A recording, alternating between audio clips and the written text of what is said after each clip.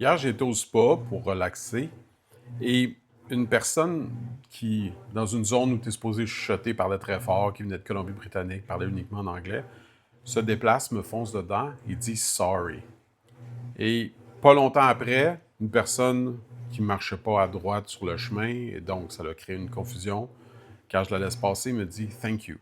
Puis tu sais, moi, je suis allé 2 semaines au Japon. Je parlais pas, vraiment pas japonais, mais j'ai appris sumimasen parce que je savais que si je voulais dire je m'excuse, je sais pas parler français. Tu sais, désolé, pardon, là, c'est un peu la base. Tu sais, désolé, je ne parle pas français. Puis après, tu dis est-ce que parlez-vous anglais ou whatever. Tu apprends des affaires de base, tu sais. Mais juste désolé, ou merci, ou bonjour. Tu sais, il y a du monde que ça fait 25 ans qui sont au Québec puis qui disent pas ça. Puis j'aimerais clarifier une affaire légalement en partant, parce que vous savez peut-être que j'aime la loi.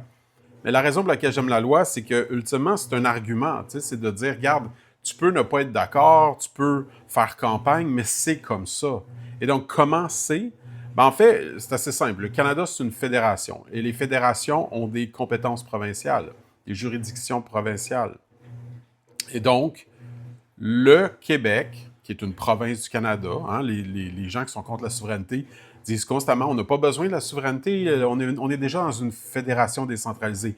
Ben, si c'est le cas, respectons cette décentralisation-là qui est dans la loi. Et donc, le fait que le Québec, sa langue officielle, c'est le français, c'est dans la loi du Canada, parce que c'est le Canada qui est une fédération qui fait en sorte que les provinces ont leur juridiction. Il y a juste le Nouveau-Brunswick que c'est bilingue, puis ce que ça crée comme phénomène, c'est essentiellement que ça justifie qu'ils n'ont pas à apprendre le français. Mais si tu regardes, mettons, la Colombie-Britannique qui fait des efforts pour le français et d'autres langues autochtones, fait aussi des accommodements pour le chinois, là, le mandarin.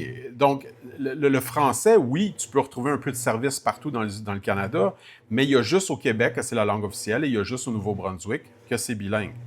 Donc, d'un point de vue fédéral, OK, tu sais, tu t'arrives à une douane. Ben, premièrement, moi, quand je suis revenu du Japon, justement, j'ai atterri à Toronto et c'était écrit partout, c'est votre droit de vous faire servir dans la langue de votre choix. Et c'était pas le cas. Je l'ai demandé à tout le monde. Il n'y en a pas un qui parle français. Puis j'ai croisé bien du monde. Là. Donc, déjà en partant du bullshit, là, le bilinguisme, comme je dis, c'est essentiellement une excuse de ne pas apprendre le français. Mais là, après, quand tu arrives au Québec, c'est un fait. Donc là, si tu n'es pas capable au Québec de dire merci, puis que d'emblée, tu assumes que la personne, tu dois lui parler en anglais, soit tu es un touriste belliqueux, qui, comme les Américains qui débarquent au Japon, puis font juste gueuler en anglais dans le métro en dérangeant tout le monde parce qu'ils n'ont aucunement appris les coutumes locales, puis ils n'ont aucun respect de la langue locale non plus, ou soit tu es carrément arrogant ou ignorant. Parce que là, tu es au Québec depuis 25 ans, puis tu n'es même pas capable de dire merci. Mes voisins du Bangladesh, en passant, m'ont demandé de leur... C'est des hindous du Bangladesh, là, pour spécifier. Donc, c'est pour ça qu'ils sont réfugiés au Canada, hein, parce qu'ils ont été maltraités par les fanatiques musulmans là-bas qui sont au pouvoir. Et donc, ils m'ont demandé de les aider à apprendre le français. Et ils m'ont explicitement dit dans le processus, parce qu'au début, j'étais comme, ça me tente-tu vraiment de m'investir là-dedans? Mais ils étaient comme, on veut respecter la culture locale, parce que moi, quand je rentre en interrelation avec les gens, par exemple, mon proprio, qui vient de la même région, ne parle pas français, et à chaque fois qu'il s'adresse à moi, en anglais, je réponds en français, puis on ne parle pas français. C'est pas mon crise de problème. T'es proprio, t'as une business ici. Moi, je continue. Tu sais, utilise Google Translate. Si t'es pas capable de lire ce que Google Translate veut dire, tu sais. Fait que là, débrouille-toi.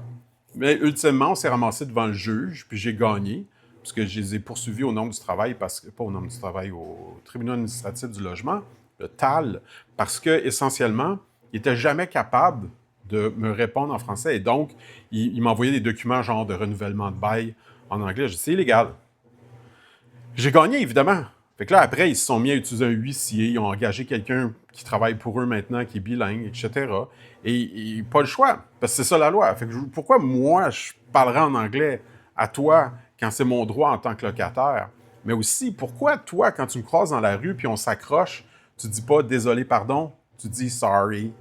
Parce que t'es pas capable de faire l'effort. C'est ta langue maternelle, ouais, pis ma langue maternelle, c'est le français. Je me mets pas à parler en français quand je vais au Japon. Tu sais, à un moment donné, là, l'espèce de désolé, pardon, c'est la base. Là. Merci, oui. Yes, no toaster. Apprends des mots de base pour respecter la culture locale. Si tu n'es pas capable, après 25 ans, d'avoir un minimum pour avoir une conversation en français, puis tu t'assumes constamment, même en déménageant en région, que c'est aux autres de te parler en anglais. Non, c'est à toi d'apprendre le français. C'est la loi. C'est la loi.